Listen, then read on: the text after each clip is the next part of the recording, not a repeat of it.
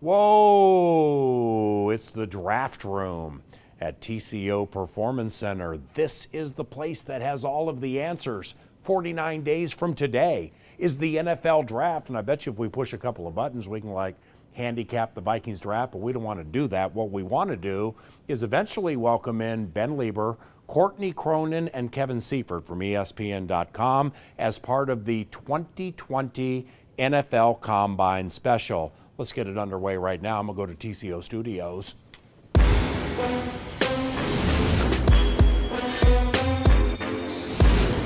Hey, welcome to the TCO Studios, and I'm Paul Allen, and welcome to the 2020 NFL Combine Special. Very happy to be joined by the Viking Entertainment Networks and former Vikings linebacker Ben Leber, where we just came back from the Indianapolis Scouting Combine, and as the NFL calendar goes, it's always a very speculation-filled and festive occasion. It really is. You know what? We had a lot of fun there. It's the heavy hitters of the NFL and the young superstars of college football all under one roof. A lot of fun stories. Ben Leber had the opportunity to run into some media superstars to get takes and or opinions on the Vikings and the draft and pick 25. And here it is. Certainly a unique year, I think, for everybody. I mean, the number of scouts and coaches that I've spoken to over the past couple of days about how different this experience is just because the schedule is different. Players are here over 6 days. There's not a lot of player interviews, the formal interviews that you can get done. Nothing is more important, other than the medical, than the actual face-to-face and getting to know somebody who is going to be part of the culture that you have in your locker room. When you look at the tape, you look at guys, would I want to be in the huddle with that guy?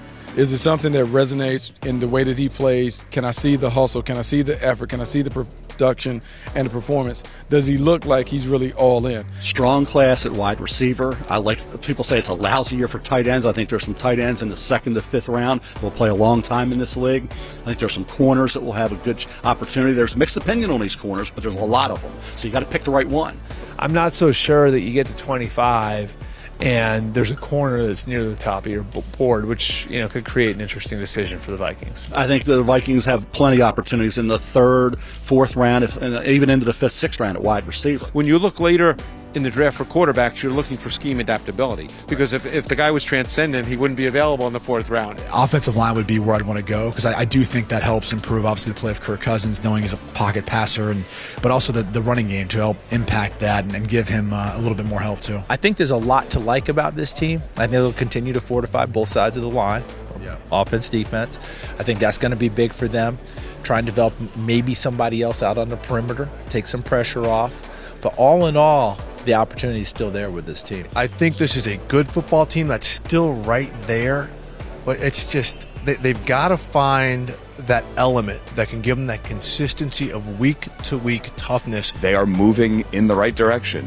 Probably not as fast as everyone would like. Everyone wants to win the Super Bowl yesterday, not next year.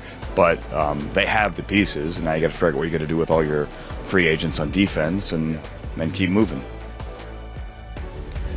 Great job as usual, Ben. Interesting takes from the well-respected Mel Kiper. And speaking of takes, how about some Indianapolis takeaways? Beginning with quarterback Joe Burrow, widely anticipated to be the first overall pick in the draft. Yeah, and I was actually a little surprised by that. I thought we'd go into the combine thinking Tua Tagovailoa was kind of right on his heels, but as we walked away, he was the clear-cut number one, record-setting season, championship season at LSU. And I tell you what, he answered every single question the way you're supposed to, handled the whole thing like a pro. So what's part of his skill set that indicates to so many that not only will he succeed at the next level, but he'll be a star? Well, I think the way you watch him play the game this last season, he can make every single throw, highly accurate, and it was in an absolute magnifying fishbowl of pressure. And he handled all that pressure with grace and professionalism, and then he answered every question, and everybody that talked to him at the combine said, this guy's the real deal. He gets it, he understands it, it's not too big for him. He's going to be a future star in this league. 9-inch hands, though, as you see there. What about the athleticism, comparatively speaking, and courtesy of Next Gen? Ben, how do you read into this? Well, he doesn't show up on this particular list here, and neither does Tua Tagovailoa. I think the one interesting one is Justin Herbert. He had a lot of questions to answer himself. Is he the type of leader that everybody thinks he can be? He's a little bit of a slow starter at Oregon, but he answered the bell at the Senior Bowl. He probably had the most pressure on him to perform this whole offseason, Senior Bowl into the Combine, and he passed with flying colors, and he has the athleticism. Jordan Love, you see right there, a combo between he and Justin Herbert, between who's the clear-cut number 3. He's rising up the boards as well. Maybe Tua is looking to establish his high-end next gen at the next level. Very good player. Hey, from the glitzy quarterbacks, let's go to Collegeville, Minnesota. That won by St. Cloud. And an offensive lineman named Ben Barch. Ben, a lot of people were talking about the other Ben. Yeah, that's right. And, a lot of people were talking about his kind of gross eating habits to gain some weight. He came up with this thing of eggs and cottage cheese and all that other stuff. That was a fun little story that we learned from there. But as you can see, as you watch the film, a guy that played at a lower level of college football, but he's highly athletic and highly powerful. I like the fact that pass protecting, a technician. Watch his footwork. Watch the way he holds his hands up after the snap, and he's ready to punch on command. I think his run ability in the run game needs a little bit more consistency, but talking to some scouts there, they absolutely think that he can play in this league. So Ben Barch, St. John's University, he goes from 250 to like 325, converts from tight end to offensive lineman with a signature egg, which are scrambled eggs, along with peanut butter and Gatorade and cottage cheese, and it worked for him. Now he's heading to the NFL. I just don't understand how you want to go from 250 to 325 and you're an offensive lineman, and it does not include pancakes. Yeah, well, like right, the art exactly. of the pancake block. You know what I mean? And the thing is, everybody that had tried that shake actually walked away saying, hey, not so bad. A little warm because of the warm scrambled eggs, but not a bad thing. But this guy, he understands what it takes to get in this league. He's willing to do something like that. And from the football aspect, he plays with some nasty as well. Now, when you're taking in this National Football League draft, do expect a bevy, probably more than a handful of wide receivers to be taken in the first round. For the most learned draft minds at Indianapolis at the Combine, we're calling this potentially the deepest wide receiver draft ever. Not only the deepest ever and most talented, obviously, but there's 70 free agent NFL players that are available in free agency here in a couple weeks. So a very deep class in totality. You're going to talk about Jerry Jeudy. You're going to talk about Henry Ruggs, who is an absolute speed demon wherever he is on the field. T. Higgins from Clemson. But the guy that I really like, Laviska Shenault, maybe not your true wide receiver, maybe a utility guy, a do-it-all type of player. Think Cordero Patterson, think Percy Harvin combo as far as size, speed, athleticism. There's a lot of guys, depending on what your needs and what your system is offensively, that you can pick in this draft, first, second, and potentially third round first-day starters. So with that comparison, kind of a version of what San Francisco got in Deebo Samuel, except maybe a little bigger, right? Yeah, Deebo's a little bit of a smaller guy, more quick than fast. Laviska's probably more fast than quick. But you watch his college tape at Colorado, nobody could tackle this guy and nobody could catch the guy either. Now, also at the Indianapolis Combine, from a takeaway standpoint, the ever enjoyable business of the National Football League. It's the collective bargaining agreement and the talks and collaboration and everything. It was all over the place. It really was. I was surprised when we started talking to all the experts, like, hey, wait, what's the talk of the Combine? They're like, it's business. It's the business of the NFL. The TV contracts want to get done by the ownership standpoint, and that has to start with the CBA being agreed upon, being ratified by the players. They're really, really close. We should have a ratified CBA here in the next week or two, voted on by the players. The 17-game season, that's going to be in. What are the concessions that the owners are going to give up? Are they going to give up more time in the offseason? Are they going to get another bye week? How does some of the money play out? But keep in mind, the players are going to make out with this with a 48% share of all revenue. That's everything that they can negotiate. And that 48% can go up to 48.5%, depending on some TV escalators that they could hit as well. You know, and I would imagine, certainly not speaking for all head coaches in the NFL, but that 14-team playoff system, if I'm a head coach, I like that. It gives me a chip chair and a chance to get into the postseason, maybe do some damage. Hey, you know? and you never know. And for guys like me and you, it's another game check there too. We'll have extra games Now, potentially. You get it, playoff checks? Okay, we can deal with that later. Hey, and finally, with the Minnesota Vikings and free agency and players that will be on the 2020 team, there was a lot of talk, and it was generated at a press conference by Vikings head coach Mike Zimmer involving Everson Griffin and the team's potential to retain the game-changing defensive end. Yeah, and it was refreshing to hear him say that, because I think we all understood that he opted out of his contract because he hit some clauses in there with sacks and otherwise. But there is a desire to bring him back, and to me it makes a lot of sense, because you look at the guys on defense, a lot of superstars, a lot of high performers, but he's the engine that makes that defense go. If you need a stop on third down, you look to him. If you need the defense to get picked up and the team to get picked up energy-wise, he's the guy you look to. And really, Everson's got to be honest with himself. He's had some off-the-field issues. This is the spot that he's going to have the most support when it comes to helping him do things off the field the right way. I don't think he's going to get that support at any other team. Well, that was brilliantly handled. And speaking of the Minnesota Vikings, there are a bevy of Vikings-related connections at the Combine heading into the NFL Draft. We're going to discuss that momentarily, but first, analyst Pete Bercich breaks down film on said players. Thank you, Paul. The first player we're going to look at is a safety out of the University of Minnesota, Antoine Winfield Jr. Now, his father, Antoine Winfield Sr., was a defensive back here with the Minnesota Vikings, so let's take a look at him first. You'll see one thing I do love about Antoine Winfield Jr., like his father, he's an excellent tackler. In this case, blocked by the wide receiver, he's able to shed the block, get off the block, get his head across the bow, and then bring that quarterback right to the ground. Now, tackling as a safety is almost a lost art, and for Antoine Winfield Jr., it's absolutely one of his strengths. In coverage, you'll see him one-on-one here as a high safety. This receiver has a two-way go, beats Antoine to the post, but you'll see Antoine with the speed move, meaning he turns from the outside, gets back underneath the football, and like any really great DB, has the ball skills. Normally DBs are wide receivers who can't catch.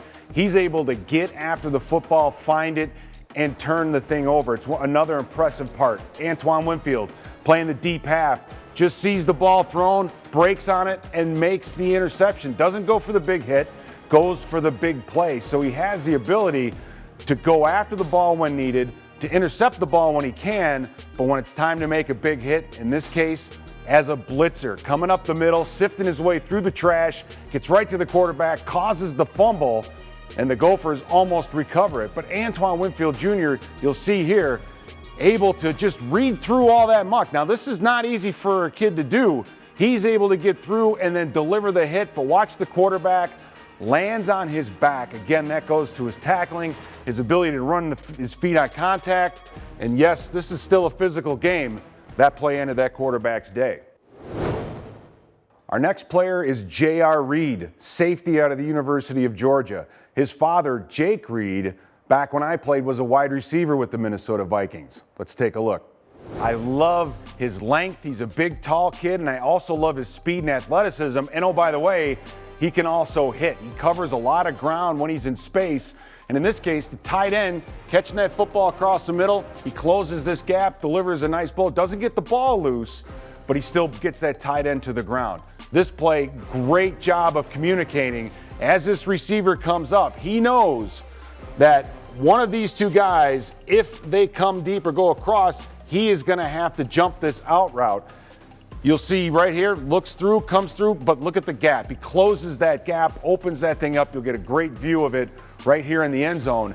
He's up on the field. He's beaten by alignment. That receiver has him by 3 or 4 yards, but that burst of speed to make that interception is what the scouts are really going to love about J.R. Reed. Our next player is cornerback out of the University of Alabama, Trayvon Diggs, brother of Vikings wide receiver Stefon Diggs. And this could be a great matchup next year in the NFL. So let's take a look. Tell you what you love about Trayvon, what you love about his brother Stefon, and that's just his size and his athleticism. As you can see, he's standing almost straight up and down, but is able to turn his hips and run with an Arkansas wide receiver right down the field and break up that play. You're going to be able to see this guy run with any receiver that's in front of him. In this case, Arkansas is running a pick route. The receiver's coming down to block the linebacker. Trayvon is going to hold back, and he sees and knows what's coming, intercepts this football, and here it is, the returnability. He was a punt returner and a kick returner for Alabama. Arkansas ran that same play earlier. He saw it coming, picked it off, became a returner, and brought it all the way back to the house. So the athleticism's there. The position flexibility is also there on special teams as a returner. And finally, any cover two coach in the league is going to love this play. He jams up this wide receiver, floats off, reads the quarterback, and is able to turn his hips, drop underneath, and make the interception in front of the receiver down the field. So he already possesses the size, the speed, and the awareness that you want in a corner to play in that kind of a system. Now, the one thing that he's going to have to work on, or one thing that you see, he's a very raw talent, meaning his body, he gets himself right where he needs to be, just looks over the wrong shoulder and allows his body to drift too late, results in a touchdown. But I don't think that's going to scare away the scouts too much, because this kid has way too much athletic talent. And the last player we're going to look at today, Thaddeus Moss from Louisiana State University, national champions. He's a tight end and the son of former Vikings wide receiver Randy Moss. Now, Thaddeus missed the combine due to a foot injury, which he had to have surgery on, but let's take a look at some of his film. Having played with his father, this kid has a lot of talent, and he also has a lot of courage. You're going to see just a basic zone block, and as a tight end, you are responsible for blocking. The whole offensive line goes to their left. The tight end is required to make this cutoff block against the defensive end, and you'll see Thaddeus gets in there and cuts that guy on the ground. He is not afraid to be a blocker. I think he's a good cutback blocker. Maybe not big enough and strong enough to be the point of attack type tight end, but he's not afraid to stick his nose in there. As a wide receiver, he's flexed out in this situation. Defenses, you have to cover him. He catches this ball in space, and with a 40-yard, even with the angles, able to take that in. So that's that breakaway type speed that we're used to seeing from the Moss family. And tell you what, Thaddeus does have that. Now, the national championship game, one of the most amazing plays that you're going to see in college football. Quarterback does a wonderful job scrambling. You see Thaddeus up on top, and look at all the ground that he covers. Once he sees his quarterback is free, he opens things up, and what a great extension and catch across the field. So Moss, Thaddeus Moss, a good tight end. I think he's going to be a solid blocker, but a great route runner, and I think he's going to be a very good receiving tight end option. Pete Bercich, analyst, Vikings Radio Network, with an impeccable film breakdown. And welcome back to TCO Studios. Ben Leber rejoins. Courtney Cronin, ESPN.com. Kevin Seifert, ESPN.com. And I'm Paul Allen. You know, Antoine Winfield Jr. from the University of Minnesota, game changer. Ben played with his dad, Antoine Winfield Sr., one of the great tacklers for a corner in the history of the NFL. What do you think of his kid? I think his kid's really good, too. You know, his dad was all instincts, and I think his son is all instincts, too. You can see it in some of his big play moments. He's coming off of his coverage, and he's doing things that maybe aren't supposed to be done on paper. He's just being a football player, and that's the thing. It comes, you talk to him, and he's like, hey, I watched film with my dad when I was a kid. He knows football. He understands football, and he knows that, yeah, you got to do your job, but you also have to be free and play the game, and that's what his dad did. And one thing that makes me so happy is that when Antoine Sr. played, all anyone talked about, especially when he was younger, is how short he was. He's 5'9". I think his son is about the same height, and I don't think in the combine or anything, any draft analysis we've heard so far, that that's even a topic of discussion. I know they don't play exactly the same spots, but I love to see that evolution of analysis that his height is not going to hold him back in terms of draft. Yeah, and you know, Courtney, you and Kevin are not only all about the draft, but free agency, the whole news thing. I mean, there could be a definite need for a safety here with the Vikings. Absolutely, and then you'd be using a high draft pick on potentially Antoine Winfield Jr. And I think what I really liked what Mike Zimmer said last week in addressing whether you're going to have to replace Anthony Harris or not is the player who's playing back there opposite Harrison Smith has to have some, quote, smarts. And that's just because of what you're asking that player to do. They have to play so many positions, and I really thought it was interesting at the combine during his interview session. Antoine Winfield Jr. said that he likens his game a lot to Tyrann Mathieu, and that's somebody that you know in the secondary. Anywhere you line him up, any spot, he can play it. And while Winfield did say he'd rather play He's more comfortable at free safety. Yeah. He can move around. I mean, they did it with him in Minnesota, at the University of Minnesota. I could probably see that here, too. Well, with the Vikings in the safety spot, you guys know more about it than me. Is there a true strong and or free? I mean, Harrison has free reign to be strong and kind of do both, you know? Yeah, I think so. I think that there's kind of an interchangeable thing where you have guys moving up into the slot, playing as a hybrid linebacker, playing as a deep safety. If you can do all those things, you're very valuable. Now, as the family affair goes, former Vikings wide receiver Jake Reed has a son heading into the National Football League draft. Speaking of safeties, this is a good one. He's J.R. Reed. Yeah, I like J.R. Reed. You know, I don't think a lot of people are talking about him as much from that safety position, probably because he's not a true first-round talent. But this is a 3-year starter at Georgia. He was an AP All-American. Didn't run a blazing 40. He's like more in the mid 4.5 range. Only 5 interceptions. But if you watch the tape of him, he's got great closing speed when the ball's in the air. He got his hands on the ball a lot back there. So when he sees ball, he goes and gets ball. I like, just like Antoine Winfield Jr., I like his instincts. I like his ability to just break off of things and go towards the football, dislodge the football. He can blitz as well. He's one of those complete safeties that, you know, sneakily we may get later in the rounds. Now, the Minnesota Vikings are heading into the draft with the 25th overall pick in the draft. As you see, some of the pertinence involving that safety J.R. Reed from Georgia.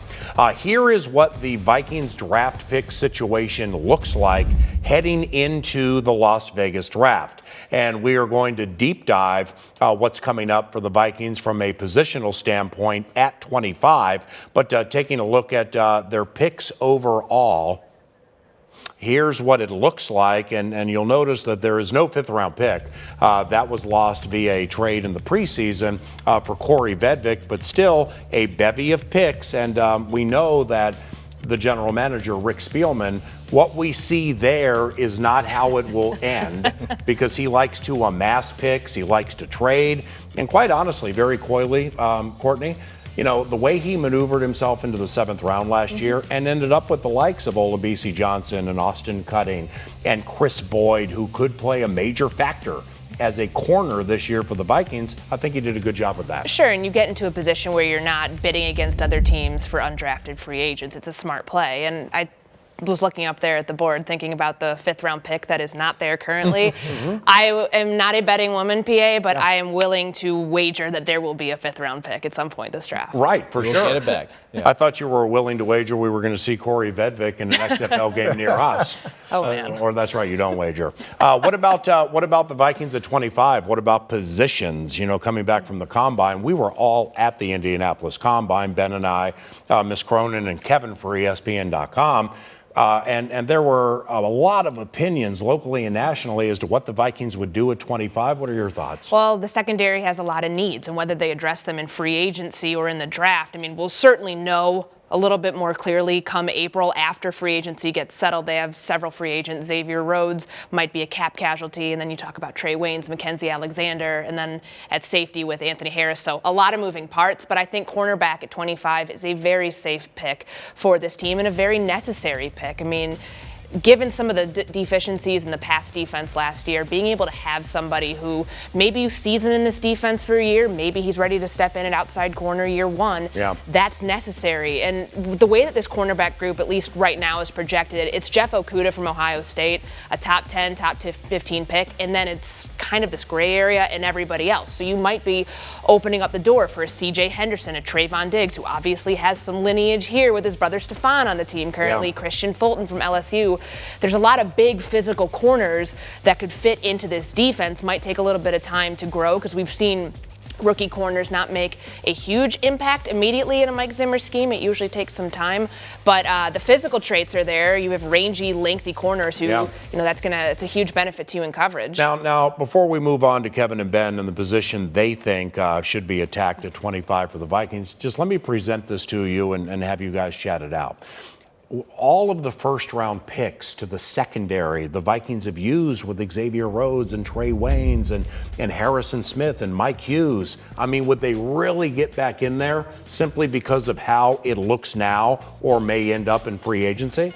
I mean, you have to look at what why they did that, and that's because in the Mike Zimmer defense, those are really important positions. Different teams are different, look at things different ways, but it wasn't just because they were the best player on the board at that time. It's because Mike Zimmer really needs strong corners in his defense, and obviously I think the Harrison Smith thing spoke for itself, but especially at corner, I think there's a reason they did that, and that's why the history to me suggests that that's certainly something they'll be looking at pretty strong. Okay, so cornerback at 25 for you, that's a prediction you would make now? I think so. But it also, that bottom of the draft is very fertile for trading down and out and getting that fifth round pick back, if nothing else. But that's something to keep an eye on. He's done. Rick Spielman has done that as well. Ben? Well, I was going to say, it may optically look like, hey, what are we doing going corner again? Why are we always addressing the secondary when we got offensive line needs and there may be a defensive tackle need and all this other stuff? But it goes into what the trend of the NFL is. The old adage used to be, don't take a receiver unless he's a top 10 pick. Yeah. Well, now we're going to have multiple receivers taken in the first round. And now if you look at these projections when it comes to cornerbacks and secondary players, there's going to be multiple first-round picks when it comes to secondary as well. Maybe they're not graded there. Like Courtney was saying, there is some gray area. But because the NFL is becoming a glorified 7-on-7 league, where you've got 3 and 4 wide receiver sets as your base offense, you just need corners and secondary players. Now, the draft certainly will take care of itself. And you saw the picks. You have the opinions as to the position. The Vikings may attack at 25 when that draft is in Las Vegas. But right now, or coming up very soon, is free agency. And from a Vikings standpoint with free agency, not only are there some game changers here, there are some all around the league who will be available. Courtney, how do you think the Vikings should approach it, maybe initially, or like what's pertinent? Well, I know that everybody is expecting probably the first position I would talk about be defense, because there is so much expected turnover, but special teams is a huge priority here. The fact that Mike Zimmer wasn't talking about his kicking game all that often because he didn't have to, because it wasn't an issue in 2019, makes me believe you need to re-sign either Britton Colquitt or Dan Bailey. Obviously, I would place the priority on the kicker because there was finally some stability there, PA. Yeah. After, you brought up Corey Vedvik. I mean, that feels like that was 6 years ago, but that was just last training camp where they're trying to figure out the kicking battery, and you have a rookie long snapper at that time in Austin Cutting. To be able to maintain that type of consistency where you have Dan Bailey becoming the NFC special teams player 3 times last season, that's important. So I would place my priority there in re-signing the kicker. I'm still trying to get that weird Buffalo preseason game out of my mind where the whole thing was settled. Bailey, by the way, finished the season making 22 consecutive. Free agency, Kevin Seifert. Obviously, the salary cap will be an issue when you go out to try to sign guys from outside of the team, but I really think offensive line is a place that they need to do some work, whether it's in the draft or free agency, in both. The ideal situation would be there's Jack Conklin, the right tackle out of Tennessee, and you could sign him. You could fulfill everyone's dreams by moving Brian O'Neill to left tackle and Riley Reif inside, and all of a sudden you've got something that's a little bit stronger than I think what you finished the year with. So from a salary cap standpoint, my view is always you have room for what is your priority. And so they have room to do that if they want to. Now, Ben, before you analyze, what you think would be pertinent for this team, off what Kevin said, because we've heard it a lot, and I'm sure we all heard it a lot at the Combine, just taking Brian O'Neill and moving him to left tackle. A, is it that easy, specifically off the improvement he showed at right tackle in his second year? And B, is it the right thing to do when somebody got so good at something, Yeah, I think that's the big debate, is you make it, you think that it's as easy to swap positions. There's a reason why some corners can only play right and some can only play left. Yeah. It's a whole different animal. Your footwork's completely the opposite. We've heard guards that have to make that transition. They're like, it's not as easy as you think. So I would expect some growing pains if that would be the thing. I think he's athletic enough and smart enough to figure it out. Yeah. You got to think that, who's the guy in waiting at right tackle? Is it Oli Udoh? Is he the guy that's going to be the guy? Or are you going to get a guy like Conklin in free agency? And if you can afford a guy like that and bring him in, there will be an adjustment period, but he's good enough talent where he can figure out left tackle spot. Or is it pick 25, which is kind of where I lean, and then maybe you have some flexibility with O'Neill. But from a free agency standpoint, where they are salary cap wise, this could change by the time somebody watches this later in the week or whatever. But what are your thoughts? I could make the argument that as a defensive player, how do you best help your secondary? Well, you got to shore up the defensive line. Yeah. And I think when you look at this defense in totality, I don't think that they were great stopping the run. So I think if you stop the run, and it's so cliche, and we put it up on our boards all the time, what's the number one thing all week? You can put it in permanent markers, stop the run. And even though this is a passing league, you still have to stop the run and give yourself a chance on third down. So I'm looking at a guy like Mike Pennell. He's a guy out of Kansas City. He started in Green Bay. Right. He went to the Jets. He's went to the Titans. He's kind of a journeyman, 28 years old, 6'4", 330 pounds, big hulking guy. Picked up about mid-season in Kansas City, and guess what? They improved their run defense by 54 yards on average per game. Yeah. And they think that it was a large part due to him and what he did stopping the run. If he hits free agency, he will be the number one run-stopping defensive tackle available. Now, that is free agency from a Vikings standpoint. What about the rest of the NFC North? The Detroit Lions went big in free agency last year. They got some cash this year, too, with Trey Flowers, the former member of the New England Patriots. But, Courtney, we'll begin with you. Well, they have a top 3 pick this year, so I think that if Chase Young gets past Washington, there is a lock that he goes right there to Detroit. I mean, they need another pass rusher. They need some defensive backs, PA. I didn't memorize these stats, but I'm going to read them to you. They allowed 4,500 passing yards, 33 passing touchdowns. That's very bad. Yeah. So maybe get a DB in there. They need some interior offensive linemen, too. Yeah, interesting in that, they have Darius Slay. And they went out and got Justin Coleman, who actually was with the Vikings, undrafted from Tennessee, and had some good moments in Seattle. That's very interesting. When it comes to the Chicago Bears, okay, they had a lot of defensive injuries last year. There is the quarterback spot. Yeah. There is the quarterback spot, but for the Bears to get better, Kevin, Ben, what would you do for the Bears in free agency? I mean, I know this is a national perspective, but they have to get the quarterback either better or they have to have someone who's a legit replacement. So I've been pushing the trade for Andy Dalton idea, and that certainly seems like a really good case scenario and not out of the question either. They don't have a first-round pick, but they do have 2 seconds as part of the whole Khalil Mack mess that they had.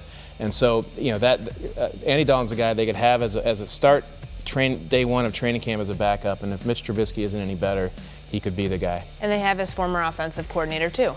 That helps. That's right. Yeah. And you could look at a guy like Marcus Mariota, or, everybody loves the guy around here, Teddy Bridgewater. If you're really going to make a move and you want to make a big splashy move, get a guy that's mobile, that fits that sort of offense to get the ball out of his hands pretty quickly, in which Trubisky can do that. He just can't do it accurately, consistently. Okay. So maybe even a guy like Teddy. Okay. Now in closing on that, briefly, they would have to recognize pride goes before the fall. Because, with what they gave up to move up that one spot to get Mitch Trubisky, like Kevin said. Pass on Mahomes, pass on Deshaun Watson. Right, and like Kevin said, that Khalil Mack fiasco, I'd like to be part of that fiasco to get Mack. I just don't want to give up that much.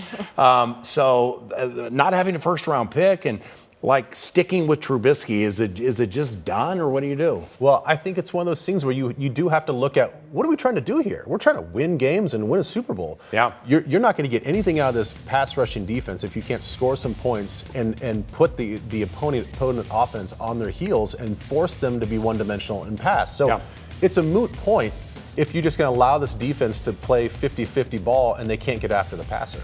Now, speaking of free agency and closing on the NFC North champions, a team that went to the NFC title game, the Green Bay Packers. And free agency for Green Bay was very bountiful last year with Preston and Zadarius Smith.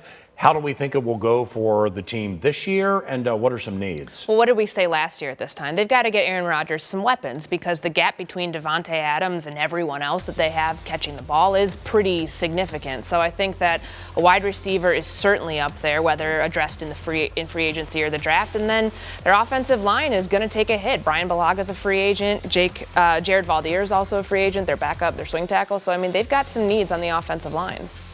If they go into this season without any more firepower than they had last year with Aaron Rodgers, then again, what are we doing here? He's the Hall of Fame quarterback that you have, and you're asking him. He showed you he can't make, lemonade out of the lemons that they had. He's not quite at that point. So, they need to swing big. AJ Green, somebody like that, and also there's some. We talked about first-round draft picks at the receiver position. I think either and or both. Yeah. Oh, they have Jake Kumaro. Yeah. Well, and the thing is, that window of opportunity, you got to think is closing. He's 36 years old, Aaron Rodgers is.